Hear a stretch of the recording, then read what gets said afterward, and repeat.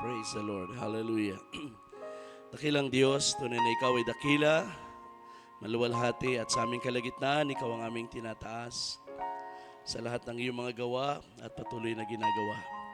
Purihin ka, O Diyos, sa bawat pamilya na naririto, bawat individual na ang mga buhay ay iyong binago, iyong inabot ng iyong masaganang biyaya at ngayon ay iyong inaring ganap upang malayang makatayo sa iyong harapan at magbalik ng papuri at pagsamba.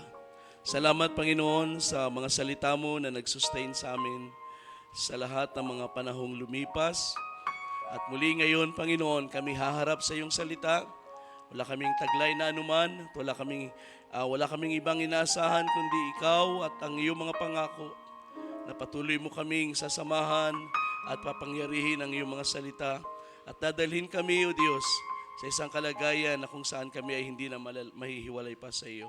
Salamat, Panginoon, sa mga biyayang ito na masagana mong ipinaparanas sa amin hanggang ngayon at aming pinagkatiwala sa iyo ang kabuuan ng gawain, ang pangangaral ng iyong salita. Muli ikaw ay magturo sa aming kalagitnaan.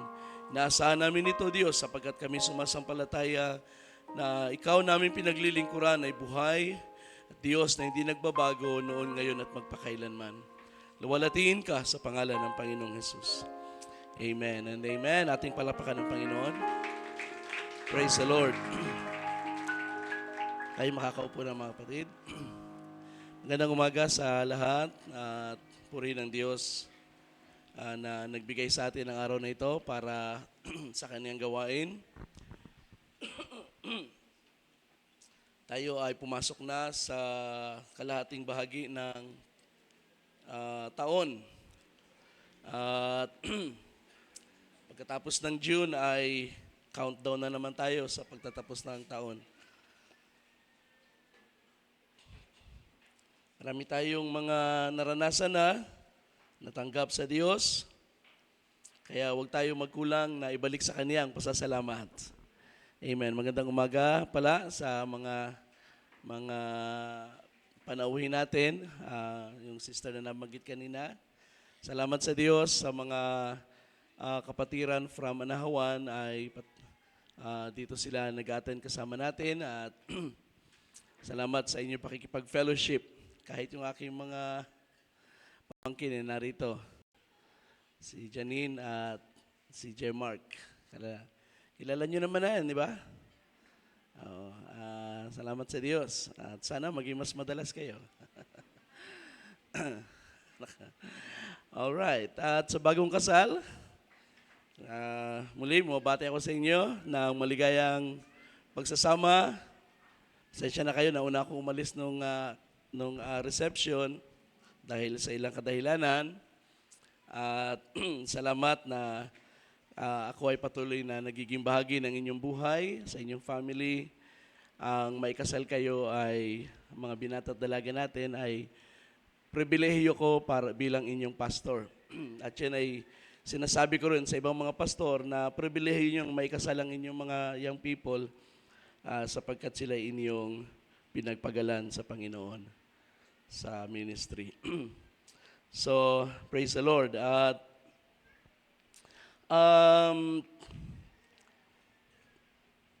hindi ko alam kung ni-announce kanina, pero kailangan natin mag-meeting mamaya na sandali para sa ilang preparations sa darating na Sunday. At least yung mga elder and deacons. And then kung anong final na mapag-usapan ay siyang gagawin natin sa Sunday at i-announce na lang din. At meron din ako in-announce na bagay na kahapon, so siguro naman nabasa na ng marami at yun na may kinalaman sa ating position, hindi lang atin, kundi yung mga kasama nating mga simbahan at mga pastors. Position namin patungkol sa sitwasyon ng isang church na nahiwalay. At wala tayong magagawa, dumating kami sa ganong pagpapasya dahil sa binigyan naman namin ng opportunity na may ayos yung isang pagkakamali na nagawa. At idalangin na lang natin sa Panginoon na hindi manatiling ganito ang kanilang sitwasyon Ah, lalo na pare-pareho tayong naniniwala na malapit na dumating ang Panginoon. Hindi tayo dapat nagkakahiwa-hiwalay. Dapat tayo ay lalong na-unite, mga kapatid. At ang sabi ng Biblia, I think mabasa natin sa Hebrews na ang mga tumatalikod, hindi naman ito pagtalikod sa pananampalataya, kundi pagtalikod sa fellowship. Sabi ni Pablo ay kung sino man ay tumatalikod, ang aming puso, ang aming kaluluwa ay wala sa kanila. Ibig sabihin, hindi sumusuporta sa bagay na yun. Ang ating suportahan ay ang fellowship, alagaan ang pakikisama sa isang pananampalataya. Kapag nakita ninyo na may mga kapatid na nagkakamali, tinutuwid at gustong bumalik sa Panginoon at ayusin ang buhay, suportahan natin sila at tulungang makabalik sa Panginoon. At yun ang dapat nating i-prioritize. Alright, so mag-break ako muna sa ating series. Siguro sa July ko yun natin ituloy ang pagtalakay sa ating series. So ngayon ay isang standalone na sermon na nais ko ibahagi sa inyo. At ito ay may kinalaman sa bansang Israel. Alam naman natin ang sitwasyon ng Israel ngayon ay simula last year, October 7, nung sila ay nilusob ng Hamas, terrorist, sa panahon ng celebration ng kanilang Feast of Tabernacles, kung hindi ako nagkakamali, ay na-involved sa giyera. At ngayon ay lagi na sa front page ng mga balita. At it is very concerning, mga kapatid, sapagkat yung mga dating supporter ng Israel ngayon ay bumabaligtad at dumarating sa kalagayan ng Israel na wala na siyang halos kakampi.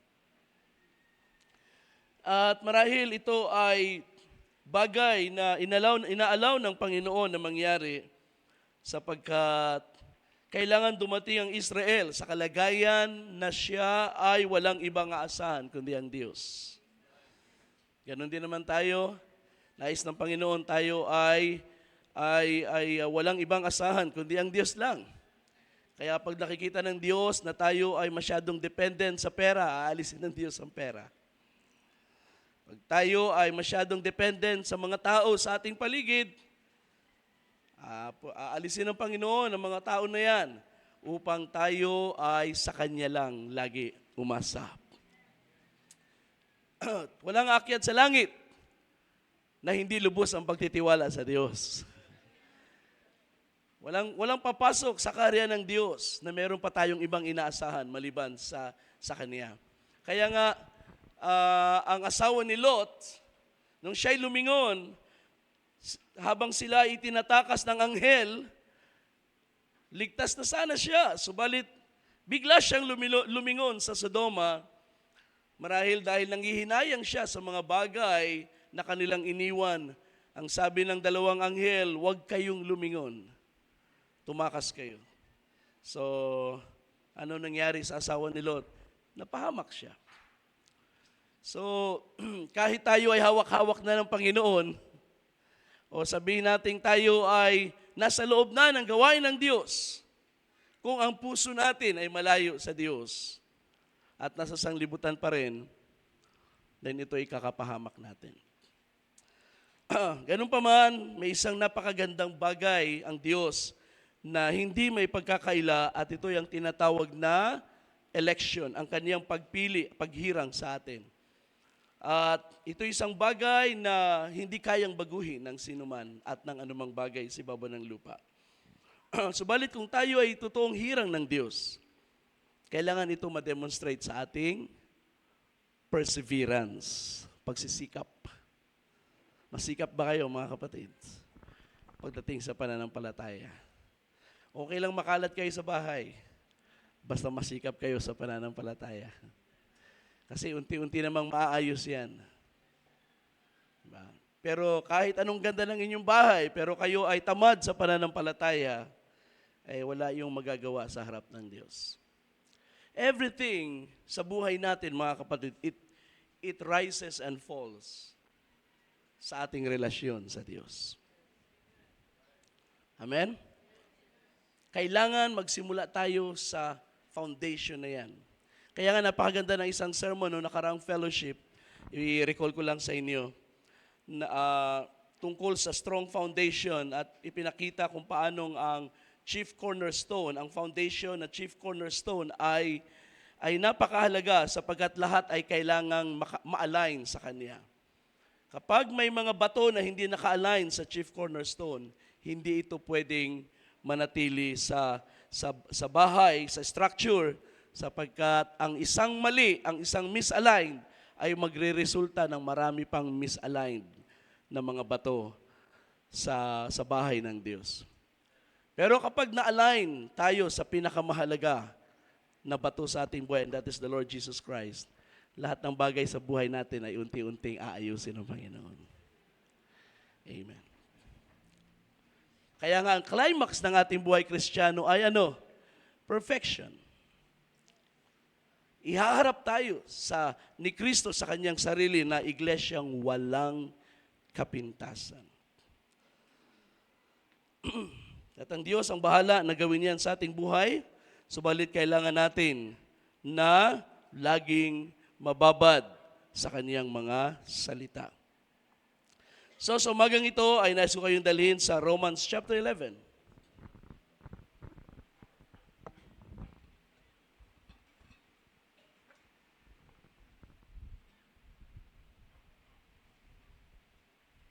Ating basahin ng verse 25 hanggang 29. Alright, sabi rito,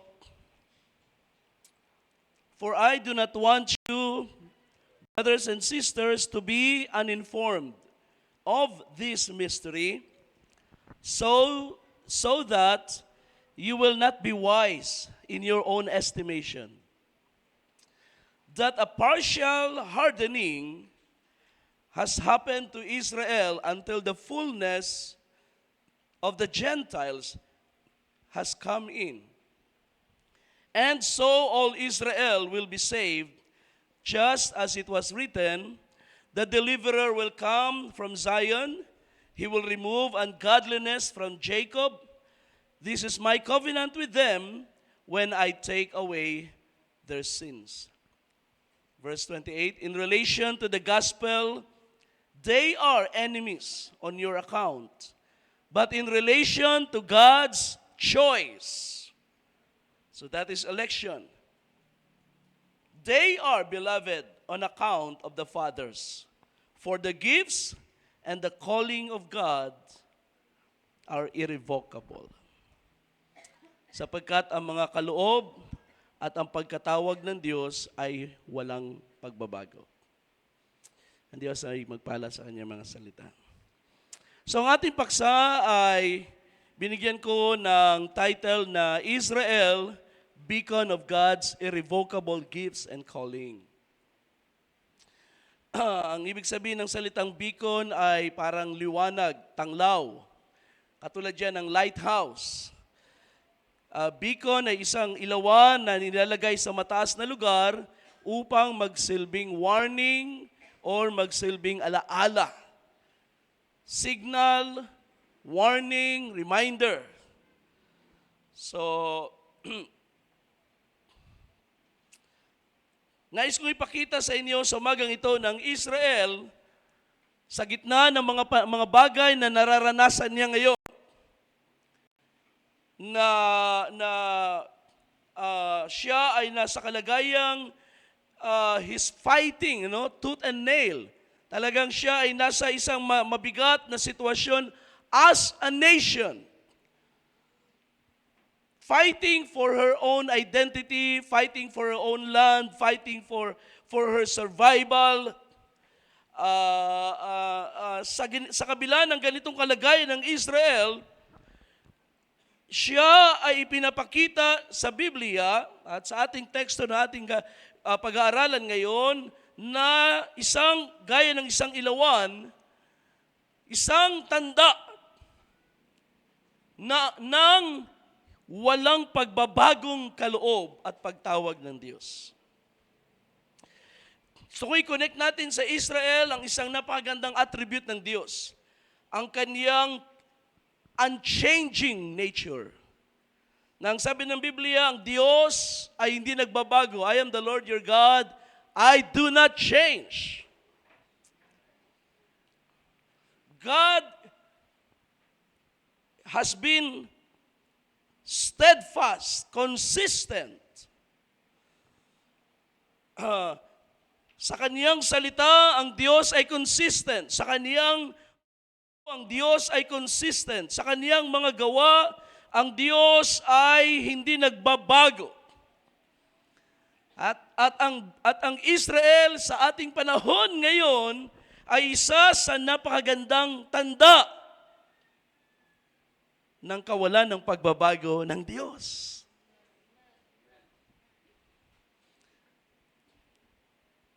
Meron isang salita ang Diyos, I think it's in Jeremiah or Isaiah, na sinabi niya kapag ang posisyon ng mga bituin, buwan at araw sa kalangitan ay nabago, then nagbago na rin ang aking katapatan sa Israel, sa aking bayan. So ganun ipinapakita ng Diyos ang kanyang faithfulness, ang kanyang kawalan ng pagbabago. Ito ay kasintatag ng mga bagay na kanyang ginawa. At ang Israel mismo, sa kabila ng halos 2,000 taon na siya ay nawala sa kanyang sariling lupa, siya ay ang kaniyang identity as a people ay hindi nawala. Ang kaniyang pagiging Israel, yung kanyang unique, sabihin natin unique culture, unique identity as a people of God ay hindi nawala. Ang maraming mga bansa ay matagal nang nawala, maraming mga nation. Pag sinabi kasi nating nation, mga kapatid, ito ay tumutukoy sa identity ng mga tao. Yung kanyang unique culture, unique language, halimbawa, or unique practices. So that identifies a nation. Okay? Israel is a nation, a people. Marami ng mga nation ang nawala. Mga nation na naging kingdoms din for hundreds of years, and then nang sila ay madiscover ng mga explorers sa South America ay wala nang trace ng kanilang empire at ng kanilang bansa except doon sa mga bato at sa mga archaeological artifacts na nadidiscover. But the people is gone. Naging mighty rin sila. Naging kingdom din sila. But now, they are gone. At napakadaling mawala ang isang bayan. Kahit nga tayo mga Pilipino, kapag tayo ay nakarating sa ibang bansa, marami mga Pilipino, nakakalimutan nila ang kanilang identity. They become absorbed in the culture kung saan sila nagtrabaho, nag-establish ng family.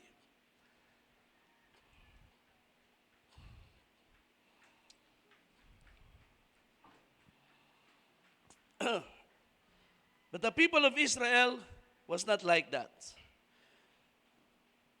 She has survived thousands of years of struggle. At ngayon, masasabi ko na ang huling 100 taon, ito ang pinakamabigat na panahon. Ito ang pinakamabigat na panahon ng crisis ng bansang Israel. Alam niyo ba, there is a prophecy in the Bible na tinatawag na Jacob's trouble.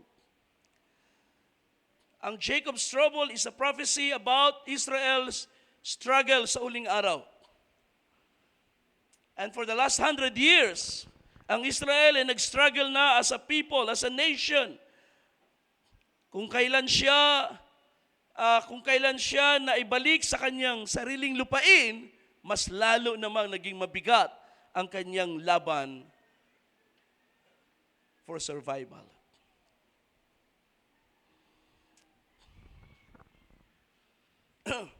And it will get worse sapagkat hindi pa siya nakaabot sa panahon ng Great Tribulation. It will get worse.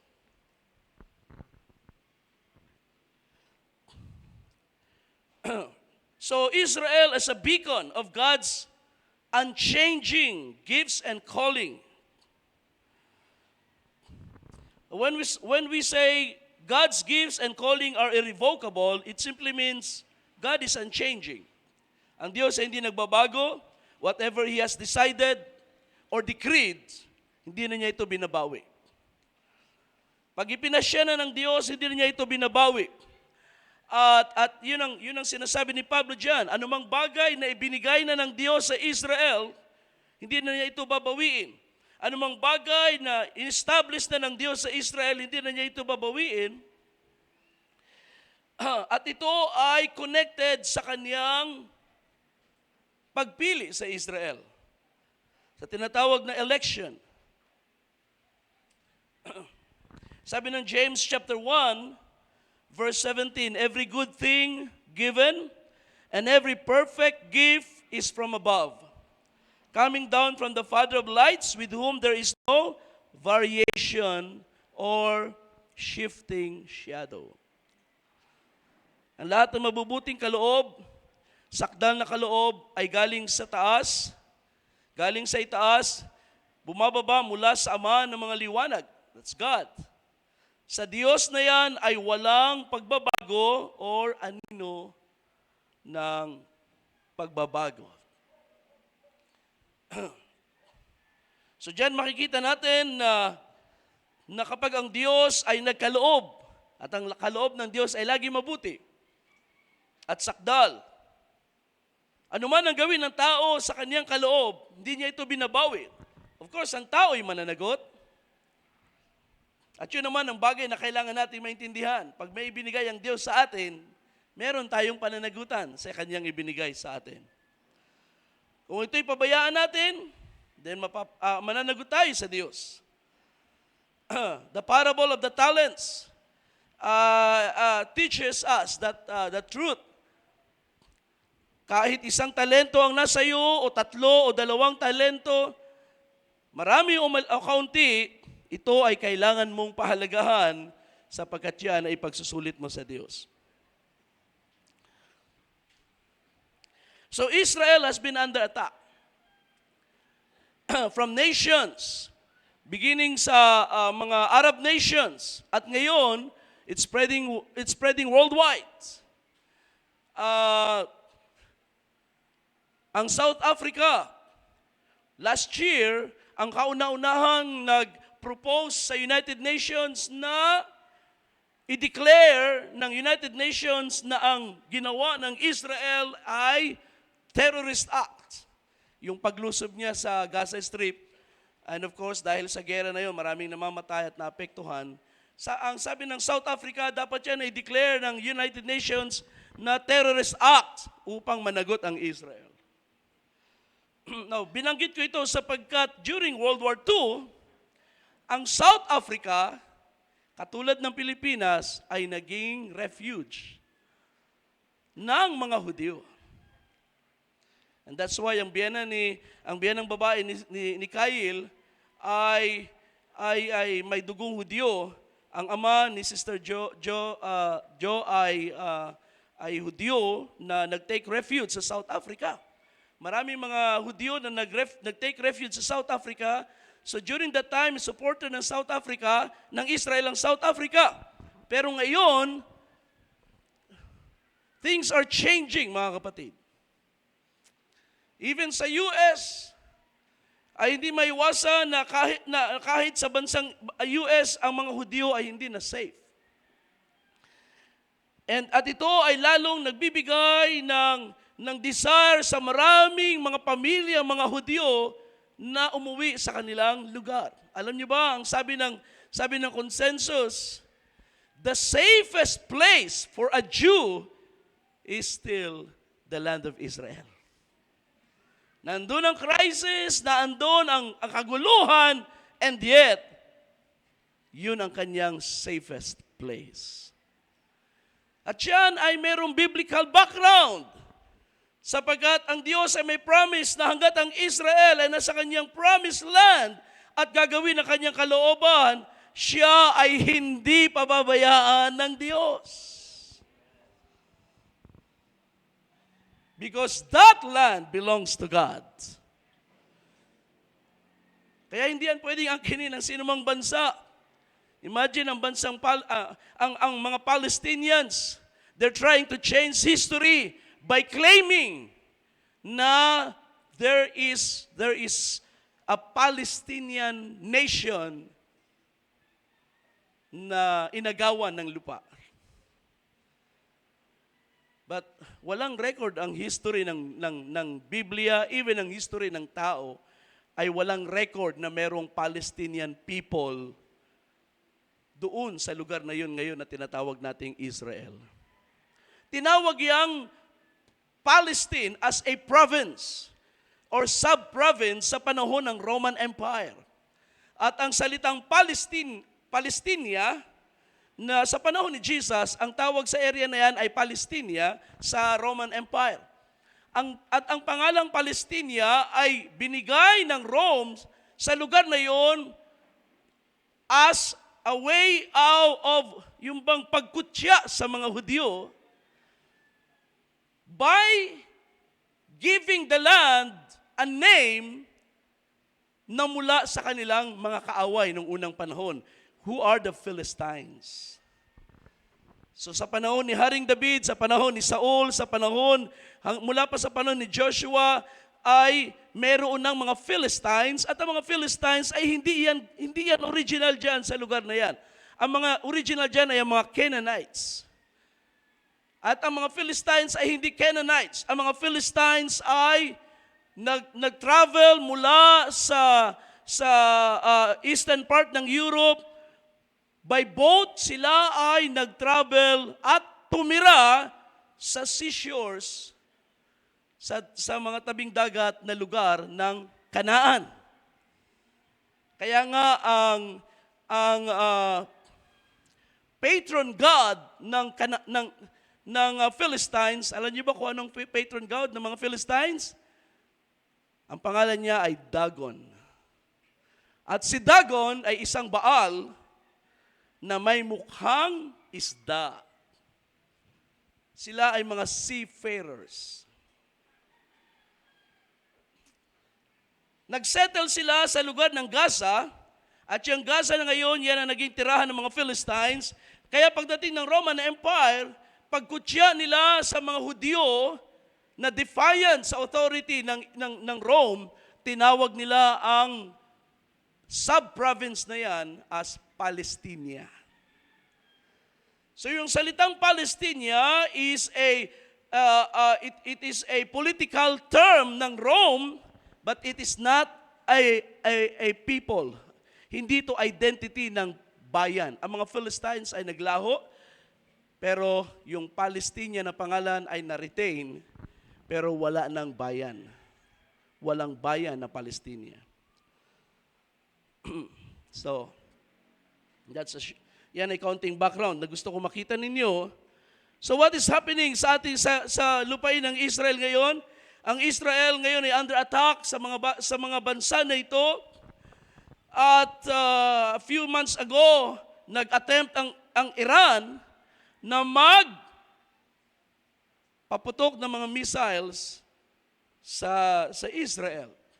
At sila ay na-surprise kung gaano kabilis mag-respond ang Israel sa pamagitan ng pagpapasabog naman ng ilang mga facilities sa kanila. Especially mga facilities na may kinalaman sa production nila ng plutonium para sa mga nuclear warheads. Israel has been under attack. Pero alam niyo ba na ang kauna-unahang attack against Israel as a people of God ay hindi nagmula sa mga Arabo. And it was not a political attack. It was a religious attack. Ang unang attack na ginawa against Israel as a people ay ginawa mismo sa loob ng Kristyanismo. It was the Church of Rome, the Roman Catholic Church, and then later on ay inadapt partially ng Protestantism ang isang theology na tinatawag na replacement theology. Now, I consider this an attack against Israel sapagkat sa loob ng theology na replacement theology ay nagsasabi na ang Israel ay hindi na bayan ng Diyos. Okay? Meron ditong dalawang variation sa loob ng ang mas malawak na terminology ay yung tinatawag na supersession. Nang ibig sabihin, ang Israel nag-cease to exist as a nation sapagkat ang bayan ng Diyos ngayon ay ang church. So in effect, replacement theology teaches that the church has replaced Israel as God's people.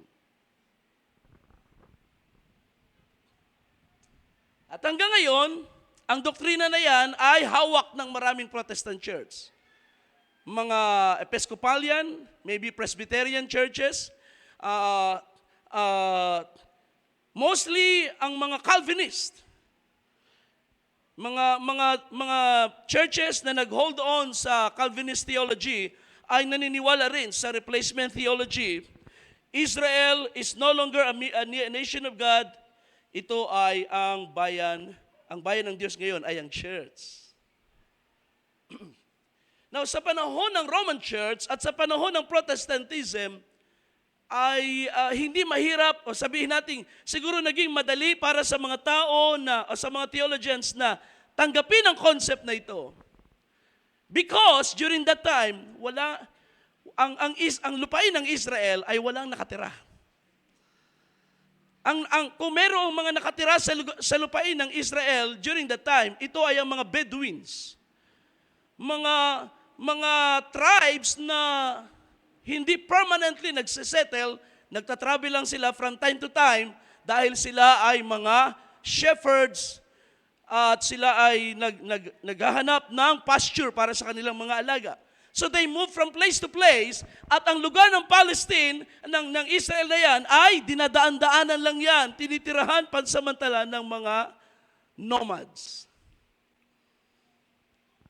So sa earlier times ng church, maybe it was not very hard para sa kanila naisipin na wala na ang Israel.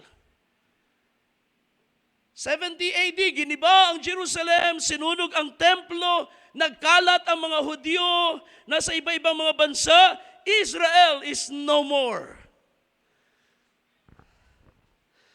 Pero pagdating ng 1947, merong nangyari na hindi inaasahan kahit sa loob ng Kristyanismo na ang bansang Israel ay mare-revive.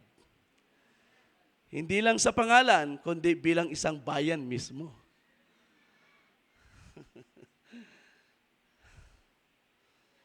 So okay na ang replacement theology for hundreds of years. Kaya wala na silang inaasahan na pagdating ni Kristo, wala nang participation ng Israel. Wala nang templo na kailangang i-rebuild. Yan ay pwede nang i-explain, sabihin natin by analogy or by as symbols or by pag-spiritualize. There was no possibility. Wala silang ka-idea na it could happen. They just concluded na this is it. Israel is no more. Jesus is coming. There is no Israel nation at that time. Anumang prophecy na may kinalaman sa Israel patungkol sa pagbabalik ng Panginoon, it has to be the church.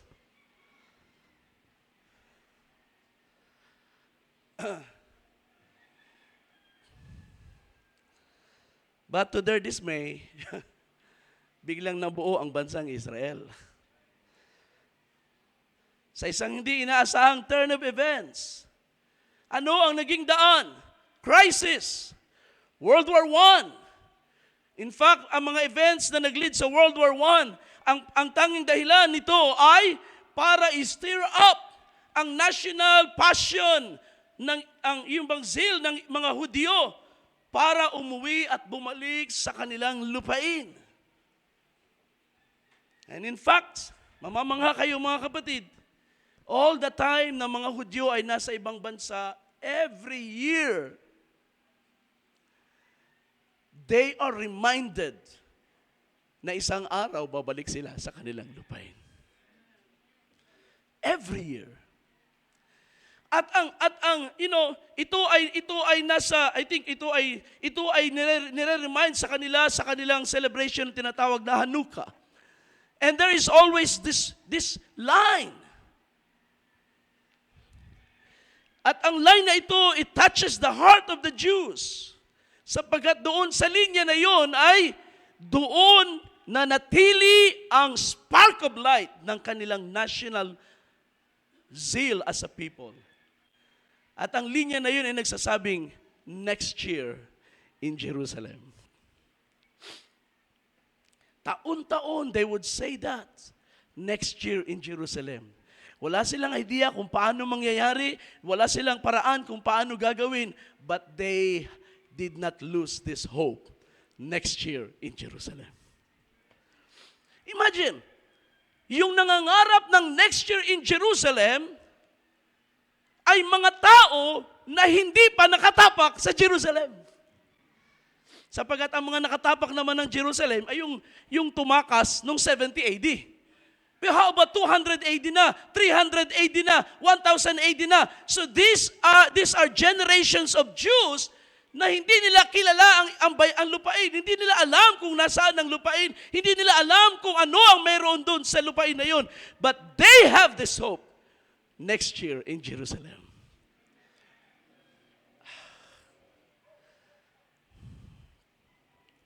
And to think na kanilang inaasam ay isang lupa, isang natural inheritance. Ang ating inaasam ay spiritual inheritance, mga kapatid. Sana ay meron din tayong ganitong buhay na passion sa ating puso. Next year, Jesus is coming for me. Next year, it will be the rapture. Next year, I will step into glory. Hindi natin alam kung kailan, hindi natin alam kung paano, pero yan ay pangako.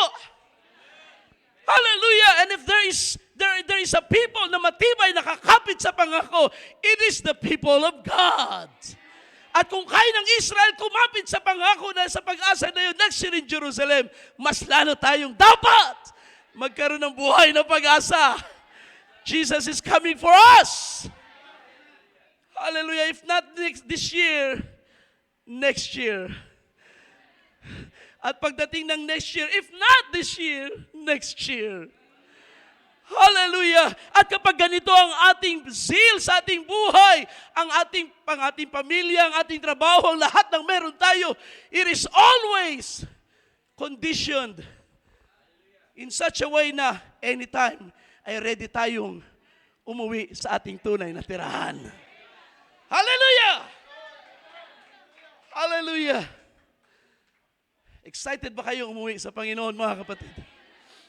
We've never been there. Hindi ko pa nasilip ang langit. Hindi ko pa nasilip ang portals ng langit. But I'm so excited sapagkat mayroong binuhay ang Diyos sa aking puso na buhay na pag-asa.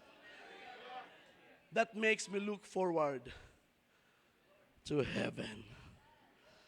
Glory to God.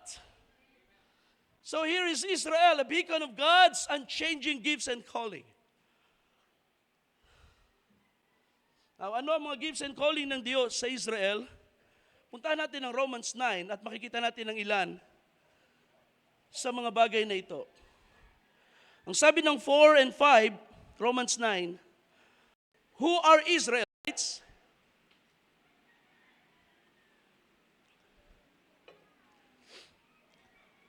To whom belongs? So ito ang statement ni Paul. To whom? To the Israelites belongs the adoption as sons and daughters. Ano pa? the glory, ano pa? The covenants, the giving of the law, the temple service, and the promises. Kanino sila originally ibinigay? Sa mga Israelites. These are some of the gifts na kanilang tinanggap sa Diyos. Pinagkalooban sila ng Diyos ng national identity. Tinawag silang mga anak ng Diyos. Remember? Sabi ng Diyos kay Pharaoh through Moses, "Thus said the Lord, let my people go. Israel is my son." So the title originally belongs to Israel. The glory. At ang glory na ito ay naranasan ng kanilang forefathers sa 40 years na wilderness journey. All those years, ang kaluwalhatian ng Diyos ay nasa kanilang kalagitnaan. The covenants. Ang Israel ay pinagkalooban ng Diyos ng tipan. Now, sabi ng Diyos, i-search nga ninyo sa buong mundo, aling bansa sa sanglibutan ang kinausap ng Diyos? Sa kaninong bansa sa ibabaw ng lupa nakipagtipan ang Panginoon? Wala maliban sa bansang Israel. Lahat ng bansa, you're free to do your things. Gawin nyo lahat ng gusto nyo. Pero pagdating sa bayang Israel, tayo ay may relasyon.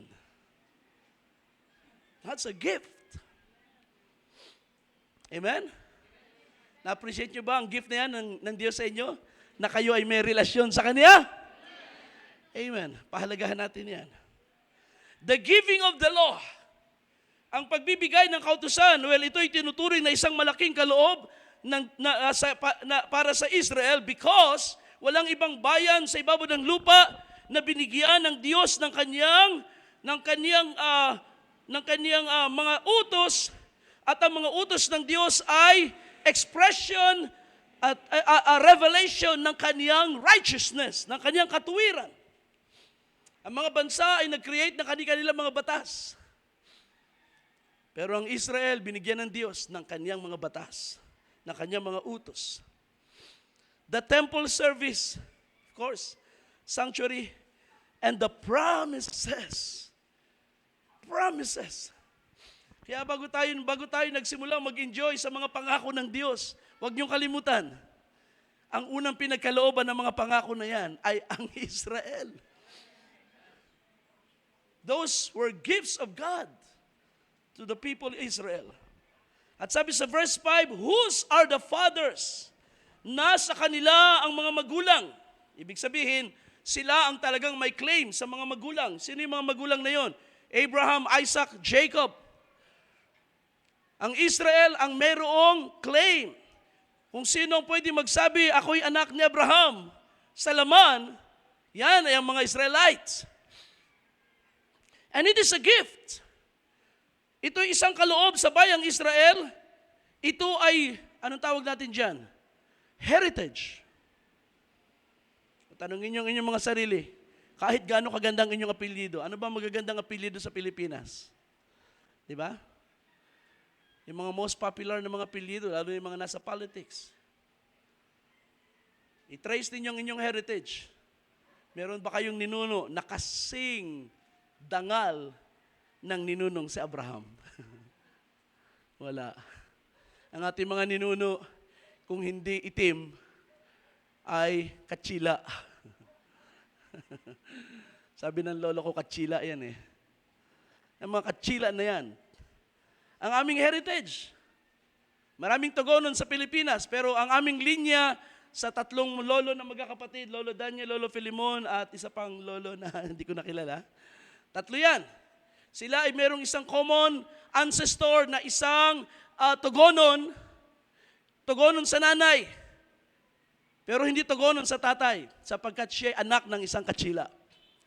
Siya ay anak ng isang praile. May isang dalaga na nabuntis ng isang praile at ang bata na ito ay hindi pinakain sa buhaya. Salamat na lang.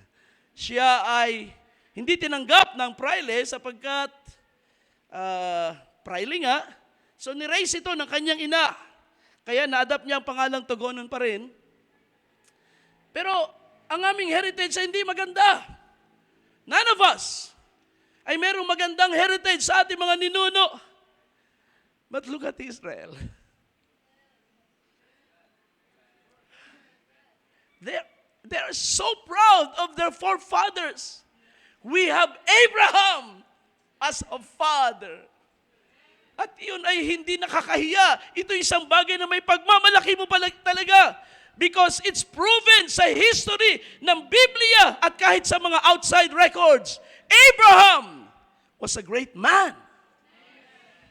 Na kahit ang mga Arabo ay gustong ma-identify kay Abraham. Di ba? Gusto nga nilang i-replace. Meron nga silang idea na hindi naman si Isaac ang firstborn, ang pangakong anak, si Ishmael. Because Abraham was such a great man. Yun ang tinatawag diyan, whose are the fathers?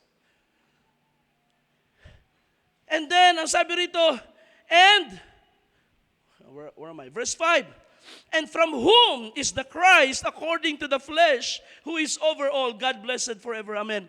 You know, kung ating ititrace ang lineage ng Israel, beginning to end, ay wala kang masasabi. Ang complaint mo lang ay yung nasa gitna, matigas ang ulo. Pero yung heritage, napakaganda. Pati yung kaduluduluhan, hallelujah, ang pangakong Messiah ay na-identify pa rin sa kanila. That's a wonderful gift. Pero, anong ginawa ng Israel? Pinabayaan nila ang mga kaloob ng Diyos. Sinayang nila.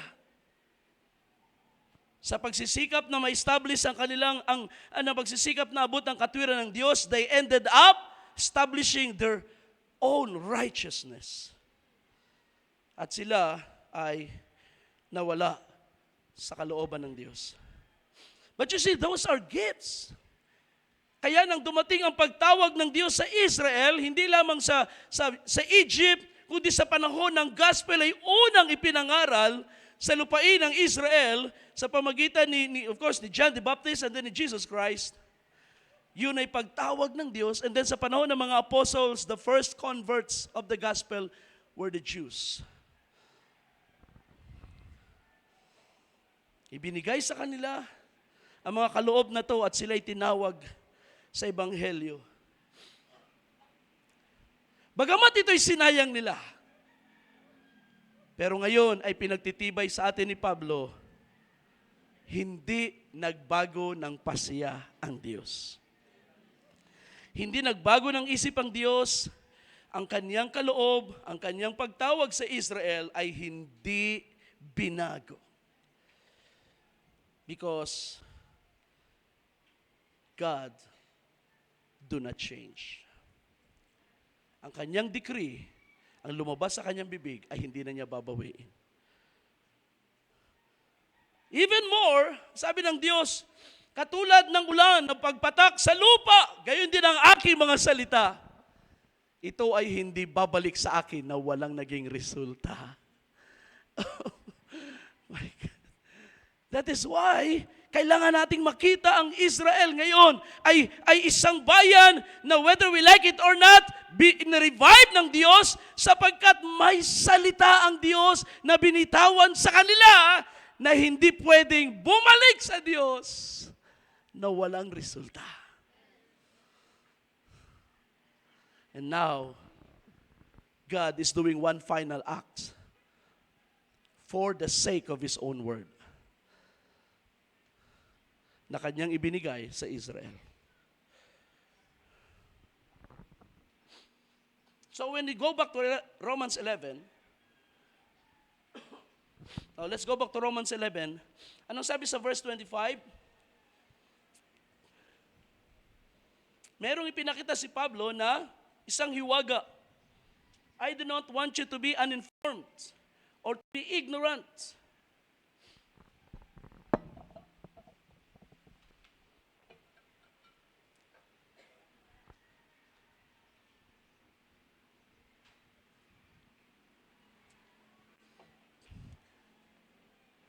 To be ignorant is to be wise in our own self, in our own estimation.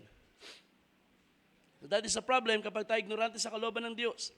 Pero sabi ni Paul, I do not want you to be uninformed of this mystery. What is the mystery? So itong mystery na ito ay in-establish ni Pablo ang mga pagkatawag at pagkaloob ng Diyos na hindi nagbabago, Israel becoming the very example. Ang hiwaga ay may dalawang bahagi. Ang unang bahagi ay ang tinawag ni Pablo na partial hardening of Israel. Kung kayo ay King James ang ginagamit, ang ginamit dyan ay partial blindness. Blindness in part. Now, gusto kong gamitin ang salita dito na hardening because this is actually the more proper translation. Sapagkat ang salita dito ay may kinalaman sa kumbaga kung ating bibigyan ng halimbawa ay callousness. Ang ibig sabihin dito ng salitang Grego na tinranslate as hardening ay naging makapal, naging makapal in such a way na nawala ng pandama. Okay? So naging callous. Katulad ng ating mga kalyo sa paa, pag lagi tayo nakayapak, mapapansin yung kumakapal ang ating balat sa paa dahil sa friction sa lupa o sa ating inaapakan at eventually yan ay kumakapal at nagiging matigas hanggang sa partially nawawala yung pandama doon sa makapal na parte ng ating mga paa, ng ating panyapak. So that is the idea. Hardening. At ito'y tinawag ni Pablo na partial hardening. Ang pangalawang bahagi ay tinawag niyang the fullness of the Gentiles. So ang pangalawang bahagi ay the coming of the fullness of the Gentiles. So ang dalawang event na ito, they go together, they are connected. Ang pagtigas ay nangyari sa isang bahagi sa Israel at ito'y matatapos sa kapuspusan o sa kapunuan ng mga hintil. So ating i-explore sandali ang mystery na yan. Ano ang ibig sabihin ng partial hardening ng Israel? Mababasa natin sa verses 1 ng Romans 11 hanggang 4. Tingnan natin sandali.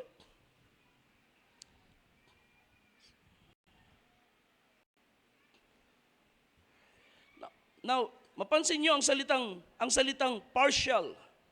Anong ibig sabihin ng partial? Of course, in part, sa isang bahagi, pwede nating sabihin temporary. Pero pag sinabing partial, hindi lahat ng mga Israelites ay naging matigas ang puso. There is a part. Merong certain number ng mga Israelites na naging matigas ang puso, pero merong ilan na na-recognize nila ang Messiah na dumating sa kanilang panahon. Kaya nga sabi ko sa inyo, ang unang convert na sa Kristyanismo ay ang mga Hudyo, sapagkat sa Jerusalem naman, unang ipinangaral ang gospel.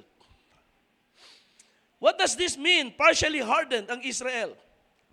Well, it means, unang-una, Israel was not rejected totally.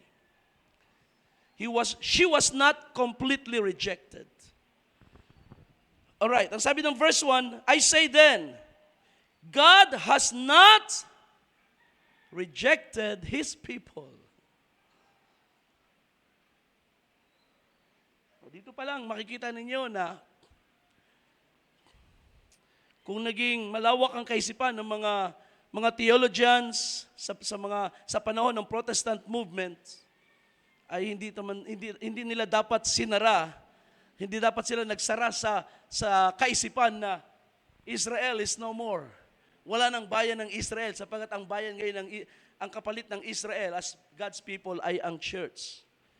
Sapagkat ito'y nababasa naman sa panahon nila. God has not rejected His people. Has He? Far from it. For I too am an Israelite, a descendant of Abraham, of the tribe of Benjamin. God has not rejected His people whom He foreknew. 2 beses dineclare ni Pablo ang napakahalagang bagay na ito, na hindi nireject ng Diyos ang kanyang bayan, and again, hindi nireject ng Diyos ang kanyang bayan na kaniyang nakilala ng una pa. Foreknowledge. God has foreknown Israel. In other words, ang pagiging bayan ng Diyos ng bansang Israel ay hindi nangyari sa Egypt lang, hindi nangyari sa panahon lang ni Abraham. It happened long before there was Abraham sa kaisipan ng Diyos. Ang tawag dyan ni Pedro ay election by foreknowledge. 1 Peter verse 1 and 2. Elect according to the foreknowledge of God.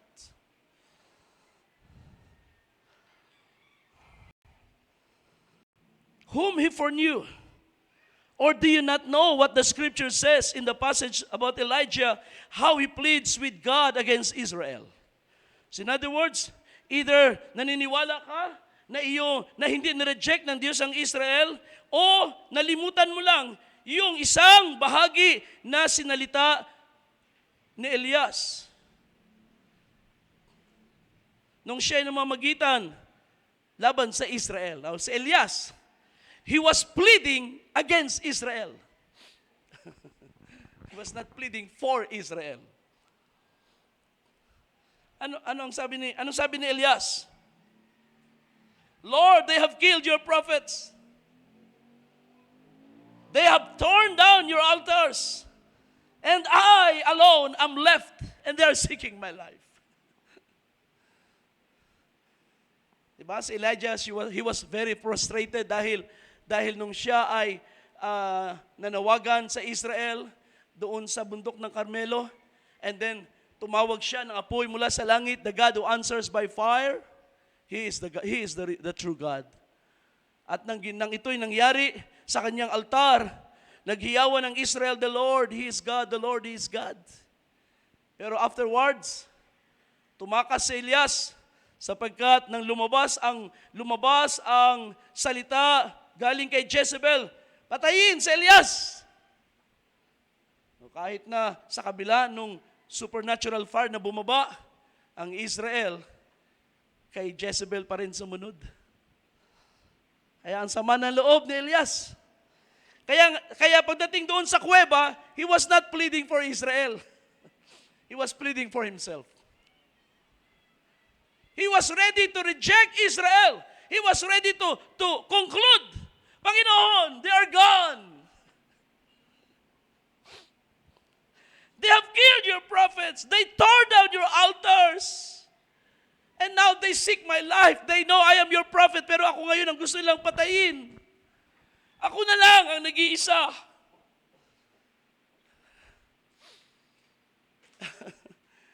Pero anong sabi ng Diyos? Elias, bumalik ka. What is the divine response to him?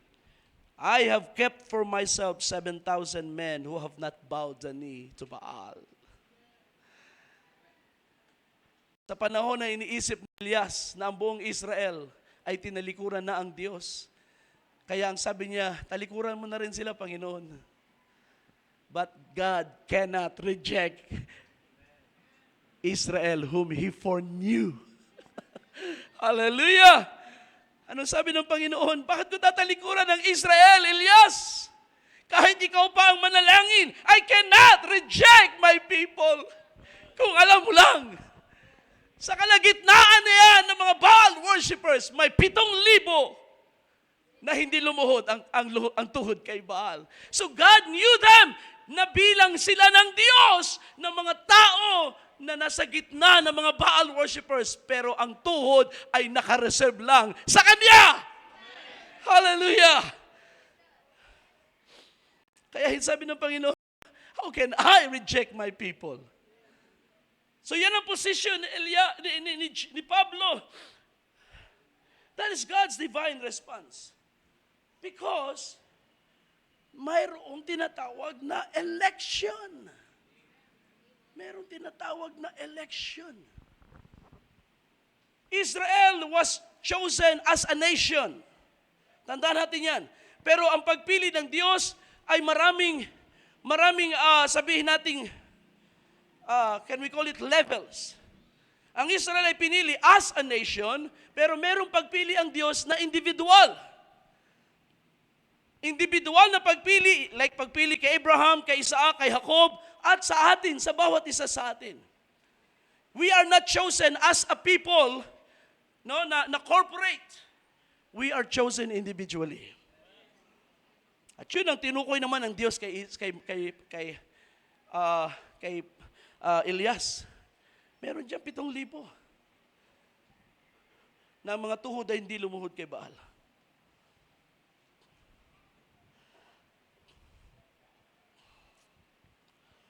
Kaya mga kapatid,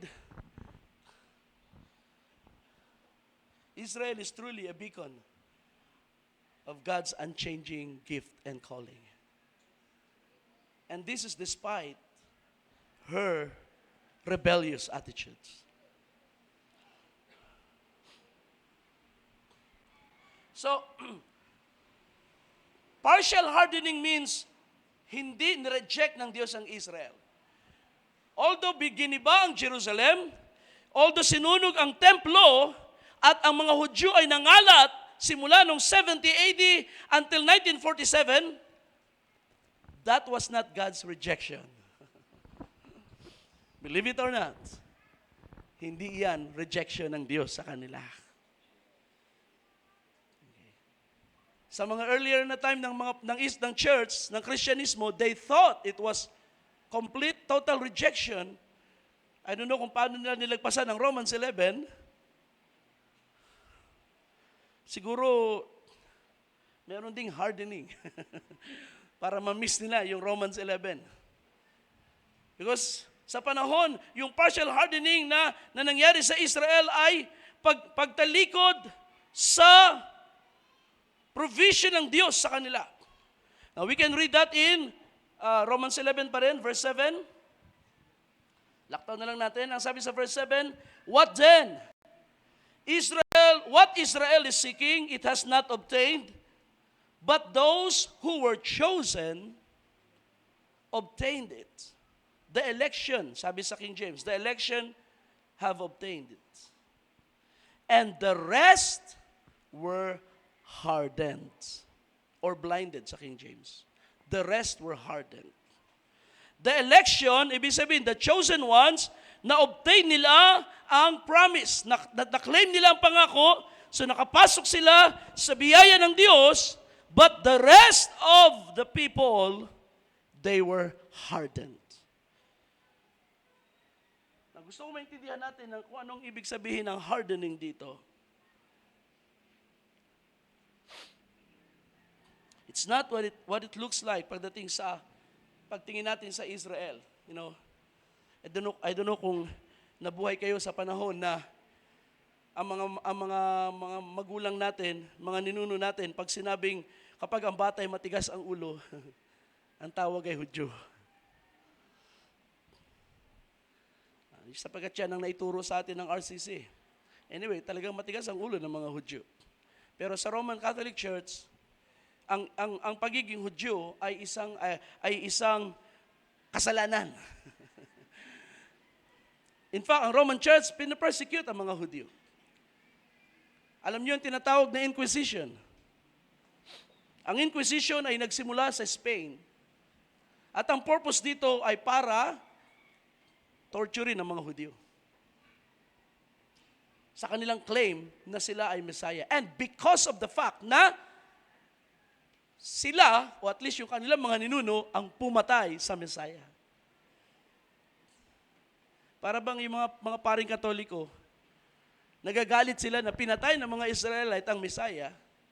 Ibig sabihin, hindi lang naintindihan na dahil sa pagkamatay ni Kristo, nag-i-exist ang church. Paano pala kung hindi pinatay ang Messiah? Walang church. Walang Kristyanismo nag-exist. So ganito nga lang konsepto. Kaya nagkaroon ng Inquisition para i-persecute, i-terrorize, at patayin ang mga Hudyo because they were the ones who killed the Messiah. So, the rest were hardened. Pero anong ibig sabihin na the rest were hardened? Mapapansin natin sa grammar ni Pablo dito na hindi ang mga Israelite ang nagmatigas sa kanilang sarili, kundi sila ay pinatigas. At sino ang nag-cause ng pagtigas ng mga Israelites, ng pagiging kalos nila? It was God. Now think of that. Ang sabi ng verse 8, just as it is written, God gave them a spirit of stupor, eyes to see not and ears to hear not, down to this very day. Sa panahon ni Pablo. A spirit of stupor. Saan galing? Sa Diyos. Ang Diyos ang nagbigay ng espiritu ng pagkatulog sa kanila. So itong spirit of stupor na to, it's like parang blackout, ano? Si Pastor Benji nagkukwento sa akin the other day na sa sobrang pagod niya dahil nung gabi na paalis na kami, yung last night namin doon, after ng fellowship, 2:00 pa kami nagkukwentuhan, and then hindi siya nakatulog hanggang sa nag-almusal. Hindi na siya nag-almusal dahil wala siyang tulog. Sakit na ng ulo niya. Pagdating ng Wednesday, nangaral siya. Nag-quote siya ng isang scripture at nag-blackout siya. Hindi naman siya natumba, pero nagsalita siya na hindi niya namamalayan. So nagstay lang siya sa isang quote at hindi na niya alam kung ano yung mga sumunod na nasabi niya sapagkat dahil sa walang tulog ay na-blackout siya. Now, that is yan ang parang idea ng stupor, no? Na yung may malay ka pero oblivious ka sa mga nangyayari sa paligid.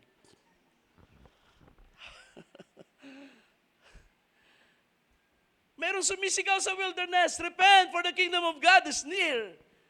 But the spirit of stupor was heavy.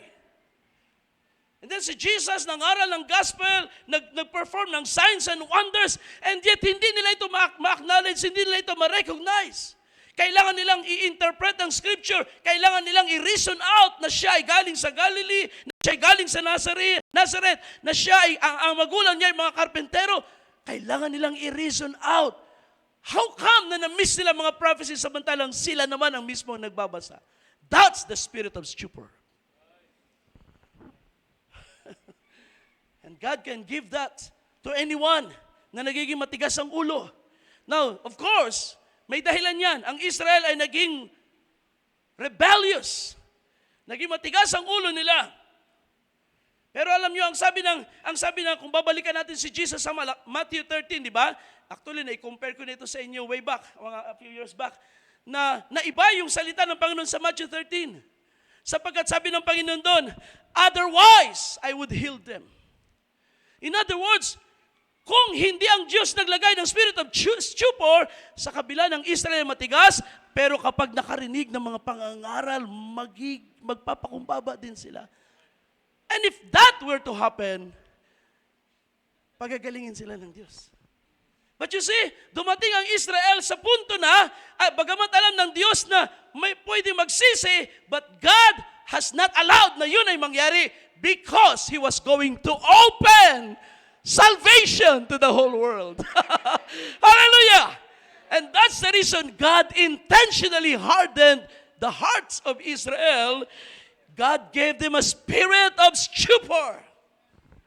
And David says, verse 9, may their table become a snare and a trap, a stumbling block, and a retribution to them. May their eyes be darkened to see not, and bend their backs continually.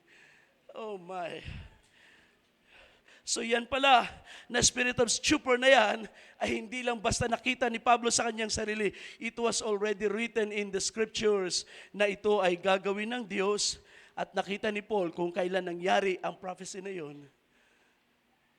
Ngayon, sabi niya, Israel, a partial hardening happened to Israel. He was not rejected, but he was hardened. Mga kapatid, gusto kong sabihin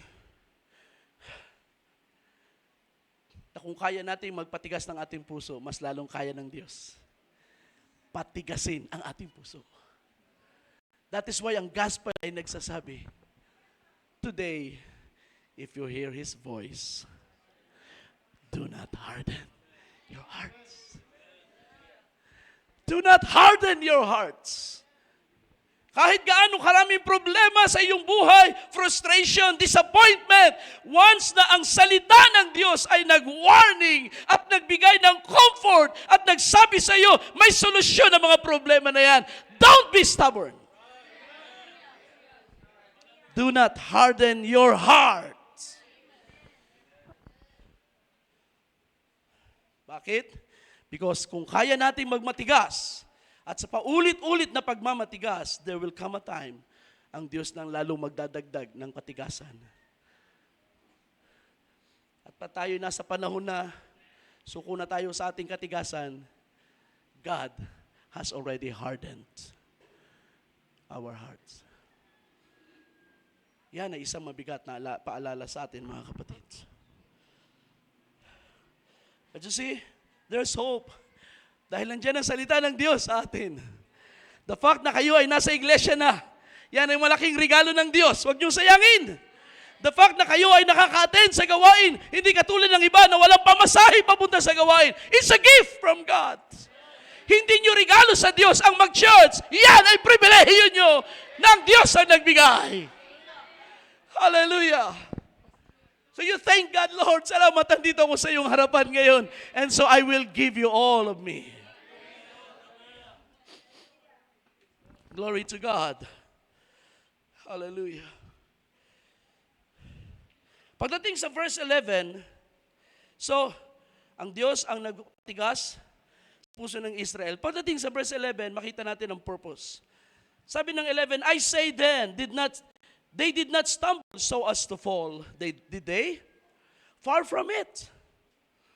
But by their wrongdoing or transgression, salvation has come to the Gentiles to make them jealous. Salvation has come to the Gentiles to make them jealous. Now, let's clarify the statement, mga kapatid. Sapagkat sa bandang baba, ayoko nang i-elaborate ang bandang baba, pero doon merong binanggit na tayo ay parang wild branch na kinabit sa puno. Ang Israel, ang original branch, pinutol. At then ang wild branch, olive branch ay hinugpong. Sabi ni Pablo, huwag kang magmayabang. Well, that's true. But it has created a different concept na para bang ang ating kaligtasan, we owe it to Israel's stubbornness. That is not true. Our salvation, we owe it to God. Ang ating kaligtasan ay hindi plan B ng Diyos. Bago pa ang Israel naging matigas ang ulo, pinili na rin tayo ng Diyos. Amen? And that is why nang si Abraham ay tinawag ng Diyos, ang concern ng Diyos ay hindi lang ang bayang mabubuo sa pamilya ni Abraham. Ang concern ng Diyos, it went outside of the nation Israel. At sabi ng Diyos, in you, Abraham, and in your seed, all the nations will be blessed. So there is this God's plan, no, na bagamat hindi nakita ng Israel, pero ito ay nasa kaisipan ng Diyos that He would save Gentiles na elect them before the foundation of the world. Pero hindi dahil sa katigasan ng puso ng Israel.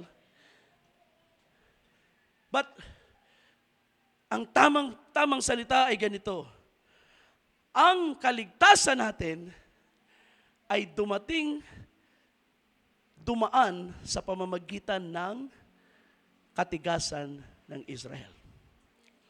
Ibig sabihin, ang stubbornness ng Israel, this is not the reason na niligtas tayo. Ayaw nyo ng kaligtasan, iligtas ko na lang si Jet, iligtas ko na lang sa itong mga taga-Antipolo, taga-Pilipinas. No, that's not the reason. Pero matigas ang puso nyo, gagamitin ko ang inyong katigasan para ang aking kaligtasan ay dumating ngayon sa mga Gentiles.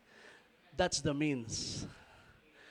Naging instrumento para umabot sa atin ang gospel, but not the reason. Ang aking kaligtasan ay galing sa puso ng Diyos. Hindi to outburst ng galit ng Diyos. Ayaw mo, bigay ko sa Kanya. No. Ito ay nasa plano ng Diyos. Amen! Hallelujah! Glory to God! Amen. So, mabalikan ko yung ilang mga talata dyan. That's why we see, mga kapatid, Israel, now ito ang ating titingnan. Israel is a beacon of God's irrevocable gifts and calling. Anong pinapakita ni Pablo? Unang-una, Israel's transgression did not change God's election of her. Naging masukay ng Israel, pero hindi nagbago ang pagpili ng Diyos sa kanya. Nanatili pa rin ang Israel ay elect. And that's the reason he was not rejected, he was hardened.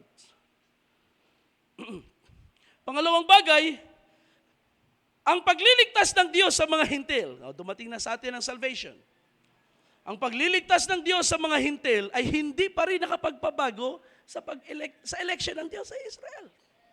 Just because meron ng bride, meron ng church, ay tatalikuran ng Diyos completely ang Israel. Hindi na kita kailangan. Meron na akong church. No, that's not the biblical view, mga kapatid. Ang ating kaligtasan ay hindi nakapagpabago sa paghirang ng Diyos sa Israel. Which means, babalik tayo sa ating teksto, ang mga kaloob at pagtawag ng Diyos sa Israel ay hindi nagbago.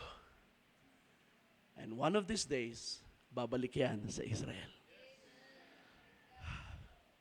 Glory to God. May isang parallel dito sa binanggit kong bagay, no, yung salvation of the Gentiles did not change Israel's election. Ang parallel nito ay ang Galatians 3:17. Na kung saan bago dumating ang law, merong pangako ang Diyos kay Abraham.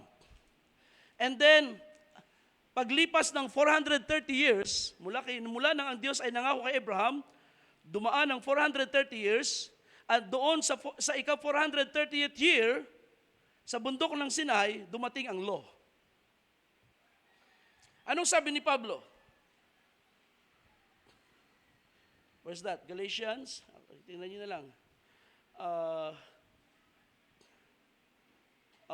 What sabi niya rito? The law which came 430 years later does not invalidate the covenant previously ratified by God so as to nullify the promise. Ang promise ng Diyos kay Abraham, it remains. It was a promise, it was a gift. God did not change His mind. 430 years later, pagkatapos ng mga katigasan ng ulo sa Egypt, gumawa ang Diyos ng mga signs and wonders, matigas ang ulo ng Israel, and still, the promise remains.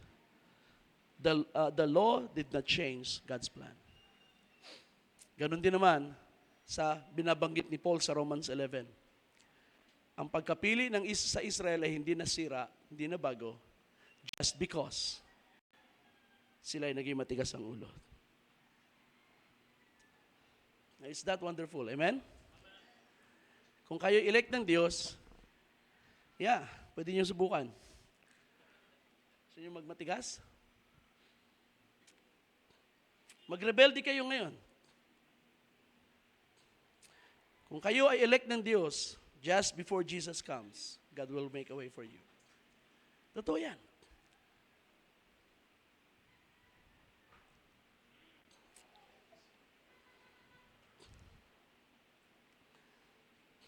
Kung yan ay nangyari sa Israel, yan ay totoo sa inyo. Ang Diyos ay walang double standard. Isa lang standard ng Diyos. Ang paghirang niya, di nababago, whether it's Israel or Gentiles. Pero of course, ayaw niyo nang subukan. Bakit ko pa susubukan? Ang Israel, well, naranasan niya.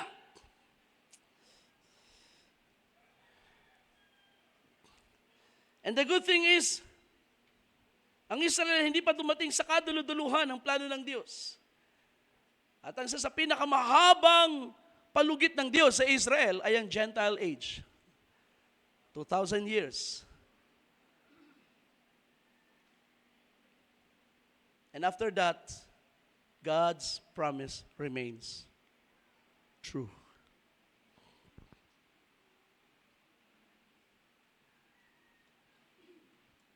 Now, sa second part ng 11:25, doon sa mystery, the second part is this: the fullness of the Gentiles is coming. A partial hardening has happened to Israel until the fullness of the Gentiles has come in. So ano itong fullness of the Gentiles?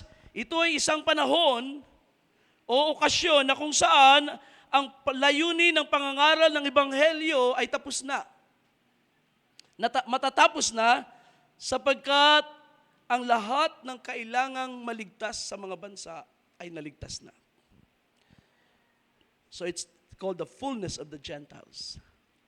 Ito yung kapunuan ng gawa ng Diyos sa mga hintil, na ang lahat ng bansa na gusto ng Diyos maabot ng kanyang salita, at ang lahat ng tao na kailangang maligtas sapagkat sila ay chosen at maaabot ng Ebanghelyo ay naabot na. Hence, ibig sabihin, tapos na. Natapos ang gawa. The fullness of the Gentiles. So anong ipinapakita ni Pablo dito with regards to the fullness of the Gentiles? Una, the fullness of the Gentiles will bring back redemption to Israel. Ang kapuspusan ng mga hintil ay magbabalik ng pagliligtas at katubusan sa Israel. Sabi ni Paul sa verse 26, and so all Israel will be saved, just as it is written. Again, it is written, the deliverer will come from Zion. He will remove ungodliness from Jacob. This is my covenant with them when I take away their sins. So it's a promise. It is a word of God. It is a decree. And should we say, it is a gift. And it is a calling from God. Binitawan ito ng Diyos, sinalita ng Diyos, at hindi na niya mababawi, hindi ito babalik sa Diyos na walang resulta. And so Paul believed na ang pangangaral ng Ebanghelyo sa mga hintil, it has to come to its end. Kailangan meron itong katapusan.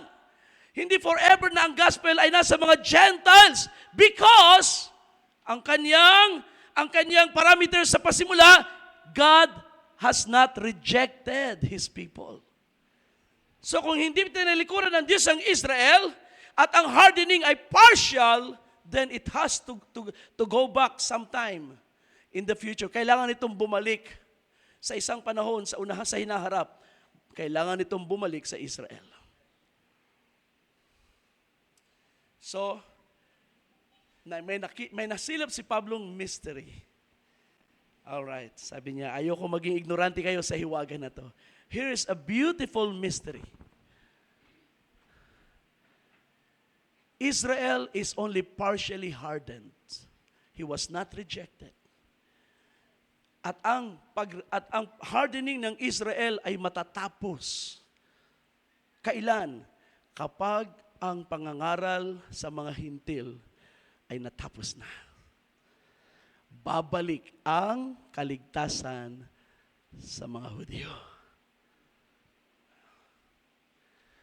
Na-miss yan ng mga theologian sa panahon ng Protestant movement. Until today, marami ang hindi nakakakita ng bagay na yan. They want to spiritualize the words, spiritualize the prophecies na ang fulfillment niyan ay ang church na. But no, si Paul ay napakalinaw ng understanding niya, ng revelation niya sa bagay na ito in such a way na ito'y tinawag niyang mystery. It is something hidden but revealed to the church, to the people of God. At sa atin, hindi na ito secret na bagay. But we still call it mystery because it's going on right now. Until today, Israel is partially hardened. Nakita niyo ba mga Hudyo? Gaano karami sa mga Hudyo ang kumikilala kay Kristo na Messiah? Ilang piraso. Ilang milyon ang mga Hudyo sa Jerusalem, sa Israel ngayon? Maybe 20 million. Yung nasa ibang bansa, especially nasa US, mas marami pa. Pero, until today, hindi nila na-recognize ang Messiah. Kaya nga sabi ko sa inyo, ang Isaiah 53, isang bahagi ng Old Testament na hindi masyadong binabasa ng mga Hudyo because hindi nila makita ang konsepto na ang Messiah ay mag-suffer para sa kanilang mga kasalanan. Somehow, hindi nila ito makapture, mag-grasp. So yan ay pagpapatunay, sila ay pinatigas ng Diyos. Nakalos ang kanilang mga damdamin, ang kanilang mga kaisipan. But the good thing is, it's coming to an end. Malapit na yan matapos. Isang araw, kakayurin ng Diyos ang kalyo na kumapal. And then they will become sensitive to the moving of God. Suddenly, they will become aware sa presence ng Diyos. And suddenly, they will become aware sa mayamang biyaya ng Diyos. Ang sabi ng Biblia, bigla silang magtatanong, saan galing ang sugat na yan na nasa iyong tagiliran? Galing ito sa aking mga kaibigan. Nagsugat sa akin at sila ay mag-iiyakan na para silang namatayan ng isang mahal sa buhay. Every family apart. Sabi ng Old Testament, every family apart, they will mourn. Sa panahon na mararecognize nila ang Messiah. Glory to God. It's coming to an end because they are not rejected. Because God's gifts and calling are irrevocable. Hallelujah. So all Israel will be saved. And then, ang sabi sa 28, in relation to the gospel, they are enemies on your account. But in relation to God's election, they are beloved on account of the fathers. All right. So ang fullness of the Gentiles ay una magbabalik ng kaligtasan sa Israel. Pangalawa, ang fullness of the Gentiles ay magvivindicate. The fullness of the Gentiles will be a vindication, a confirmation na ang Israel ay elect by God. Sapagat the moment na ang salvation ay tumigil sa atin, sa mga bansa, which means the rapture will take place, that's the moment na ang gospel ay magtatouch na ngayon sa puso ng mga Israelites. At yung dating matigas ang puso ay suddenly magiging aware sa kabutihan ng Diyos sa kanila. Alang-alang sa Ebanghelyo, sila ay naging kaaway para sa atin. Imagine? So hindi sila nireject, but for a time, itinuring silang kaaway. Anong ibig sabihin kaaway? Sagabal. Hindrance. Tingnan natin ito as a hindrance. Sagabal sa pagliligtas ng Diyos sa atin. That's why God hardened their hearts. You see? So alang-alang sa atin, kailangan silang ituring ng Diyos na kaaway. Pero alang-alang sa pagkapili ng Diyos, because of God's election, they are beloved. They are beloved. Ibig sabihin, yung mga pinili ng Diyos, yan yung mga mahal talaga ng Diyos. Amen? Kayo ba yung mga pili ng Diyos, mga kapatid? Then, kayo ang mga mahal ng Diyos. Paano nyo nalamang mahal kayo ng Diyos? Dumating ang pinakamahalagang regalo sa buhay nyo. The gift of eternal life. Salvation in Jesus' name. Hallelujah! You see? So, napakaganda ng gawa ng Panginoon. Kaya ang fullness of the Gentiles ay isang, sabi natin, pivotal event sa huling panahon. Ang fullness of the Gentiles is a turnaround event. Kapag ito'y nangyari, salvation goes back to Israel. Wala nang maliligtas na mga Gentiles. Maaaring may mga ngaral pa, perhaps, iisipin ng mga Gentiles na tuloy pa rin ang revival sapagkat hindi pa naman sila nara-rapture, they're still hoping for the rapture, or else sila naghihintay sa second coming. So, nangangaral pa rin ang gospel, pero wala na itong visa sapagkat kumpleto na yung kailangang ma-rapture. Kumpleto na yung kailangan ng Panginoon dalhin sa piling niya at ang gospel ay bumalik na sa mga Hintil. Sa mga Hudyo. It is the Jews that God will touch. And I tell you, kung paanong ang pagtigas ng puso nila ay gawa ng Diyos, ang pagliligtas sa kanila, gawa pa rin ng Diyos. God, mayroon akong babasahin mamaya sa inyo na napakaganda.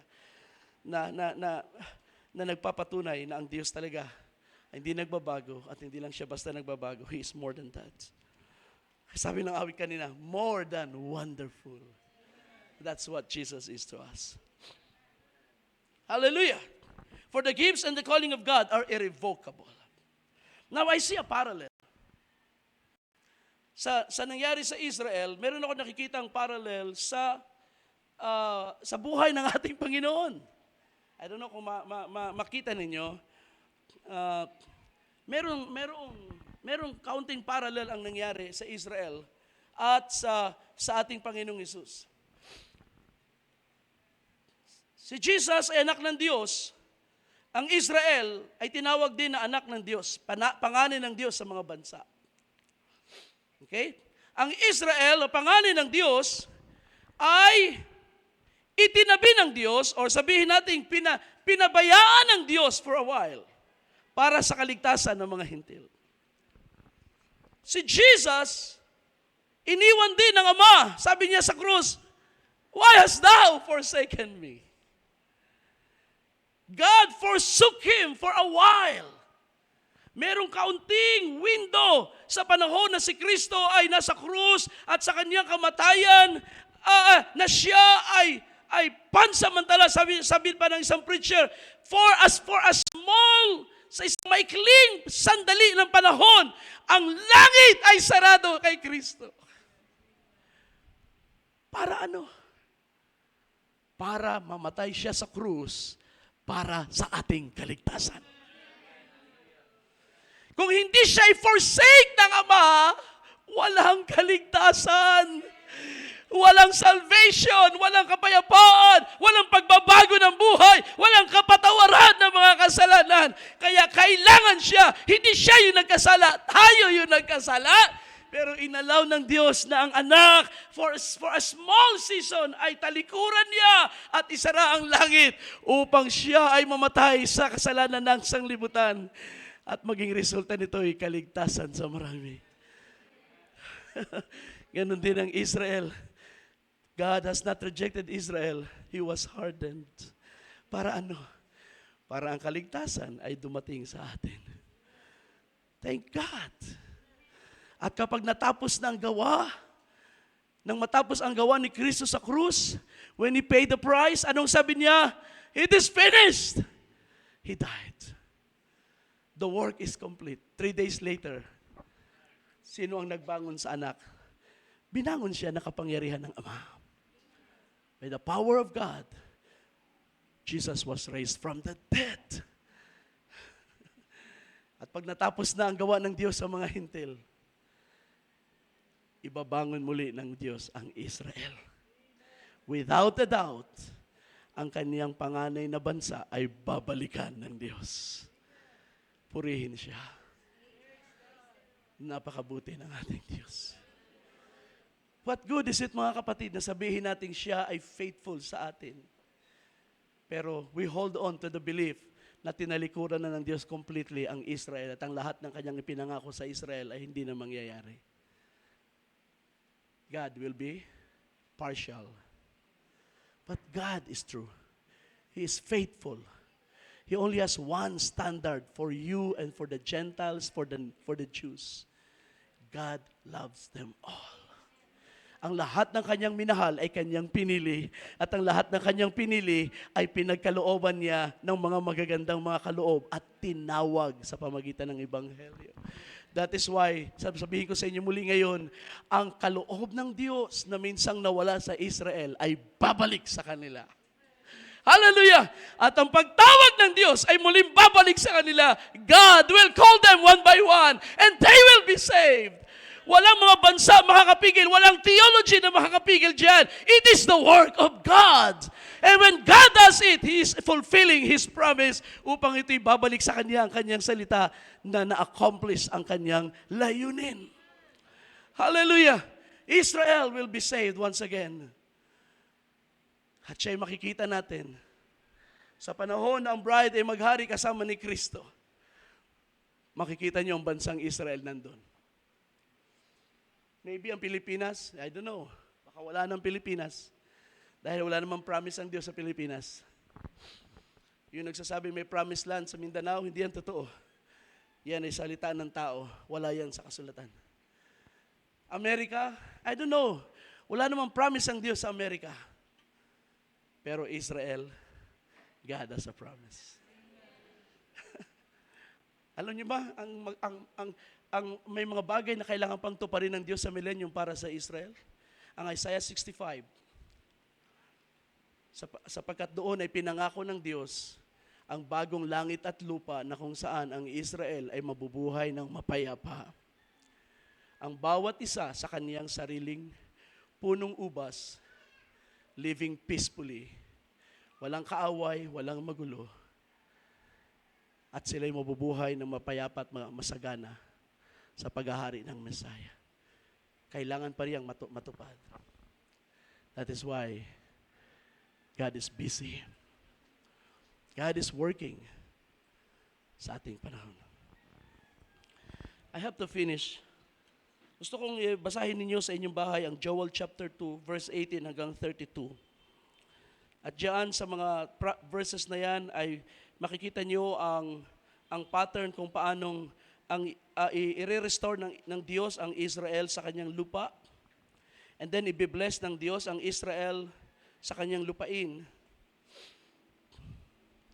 And then ibubuhos ng Diyos ang kanyang espiritu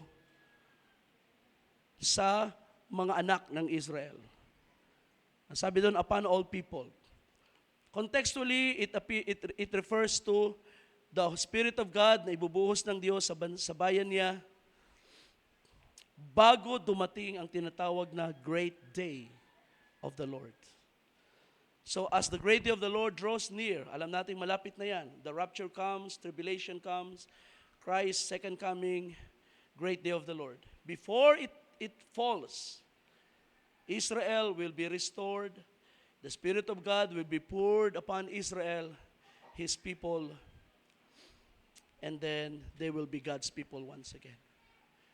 It's a beautiful promise, mga kapatid. I tell you, pwede nating i-spiritualize sa mga salita dyan, but kailangan din natin yan tingnan in its context. It is a promise of God for the nation Israel. Kaya, sa pagtatapos, anong ating bahagi sa mystery, mga kapatid? Well, we are part of the mystery.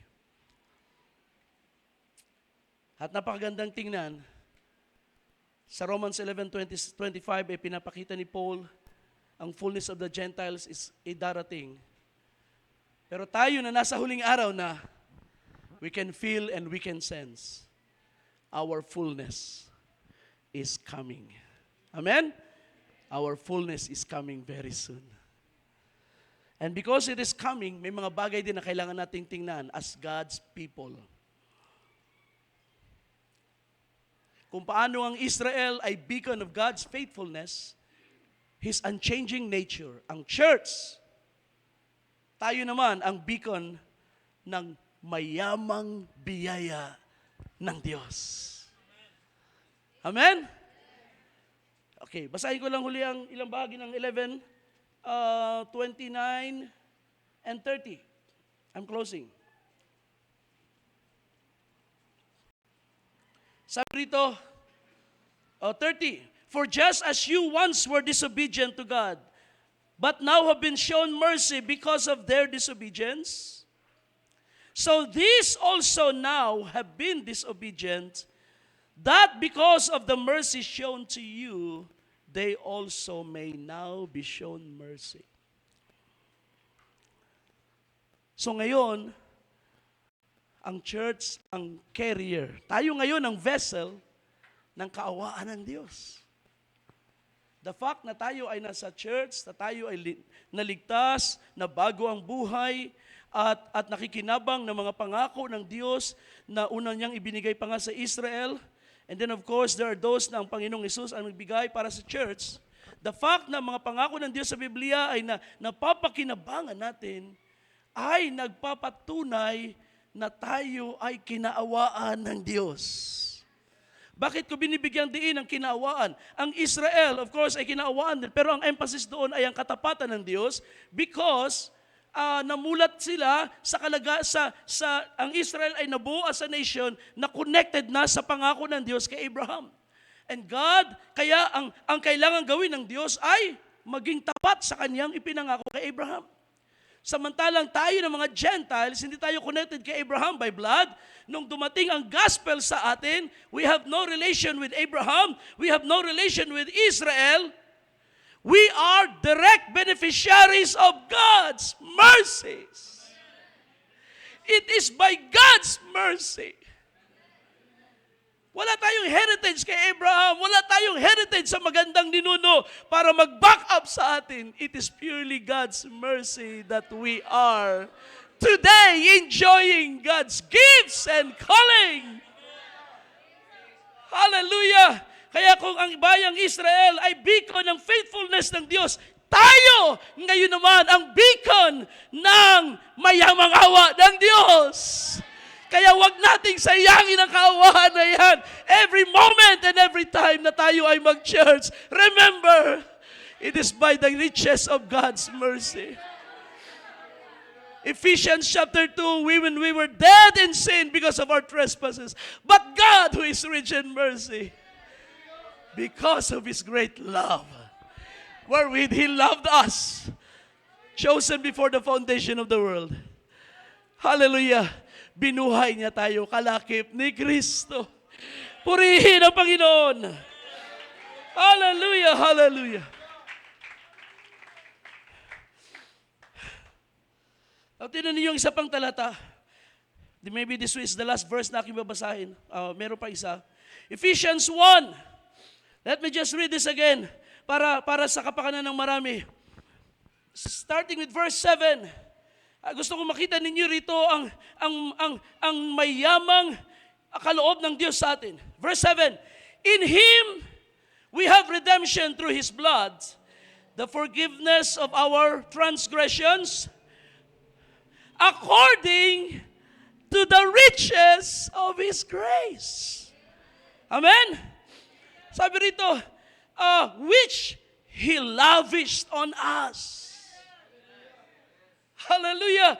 Mayroong dalawang salita na napakaganda. Kayamanan ng kanyang biyaya na pinasagana sa atin. mayaman na, pinasagana pa. Ibig sabihin, yung biyayang dumating sa iyo ay hindi biyayang dumarating sa lahat na nabubuhay sa lupa. Ito ay unique because ito'y connected sa iyong election. At dahil ikaw ay elect, ang may biyaya ng Diyos ay mayaman sa iyo. Hallelujah. Anong isang demonstration ng mayamang biyaya niya? The forgiveness of your sins.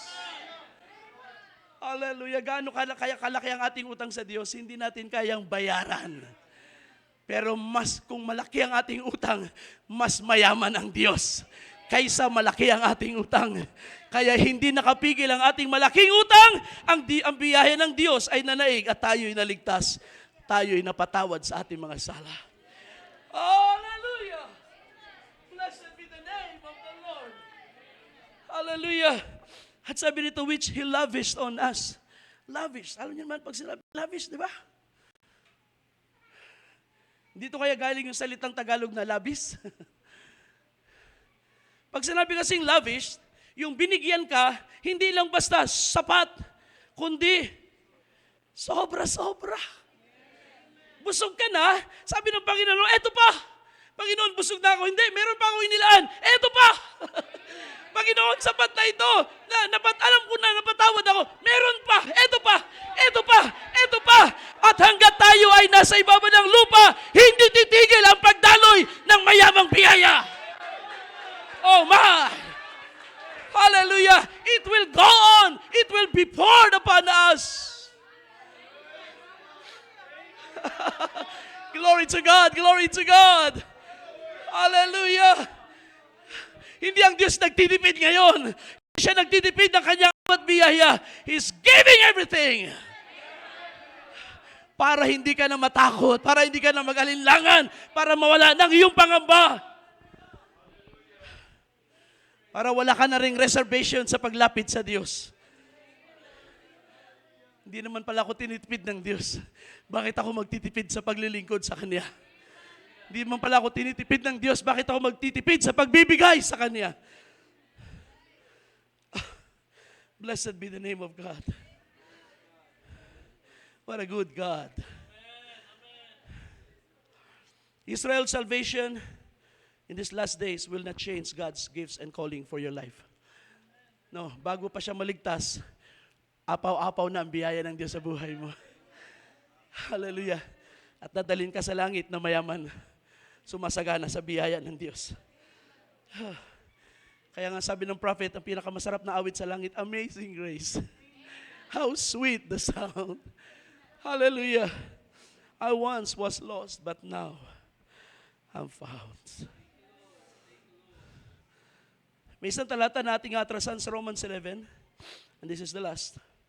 Sabi sa verse 12, now if their transgression proves to be the riches of the Gentiles, of the world, riches for the world, and their failure, riches for the Gentiles, how much more will their fulfillment be? See? Ang pagbalik ng kaligtasan sa Israel ay hindi magbabawas ng gawa ng Diyos sa atin. It's all complete and overflowing. If there is anything na gagawin ng pagliligtas ng Diyos sa Israel, ay ito. Nung sila ay nagsumalangsang, ang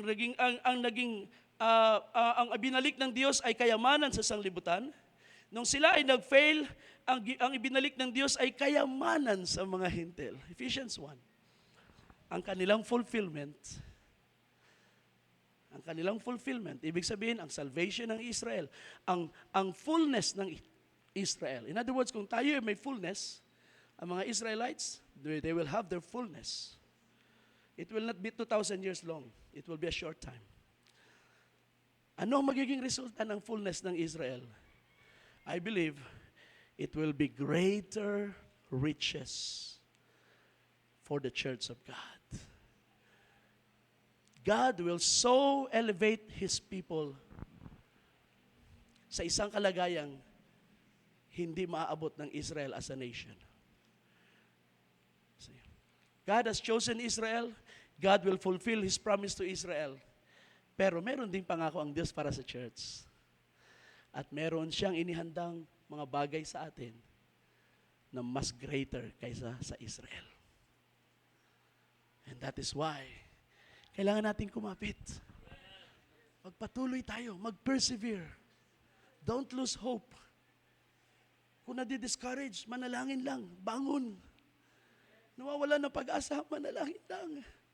Bangon. Because if God is faithful to His people, He is also faithful to His church. I love these words, mga kapatid. Israel is a beacon of God's unchanging gifts and calling. Hallelujah. Palapakan natin ang Panginoon. Kumain tayong lahat, mga kapatid. We'll close the service.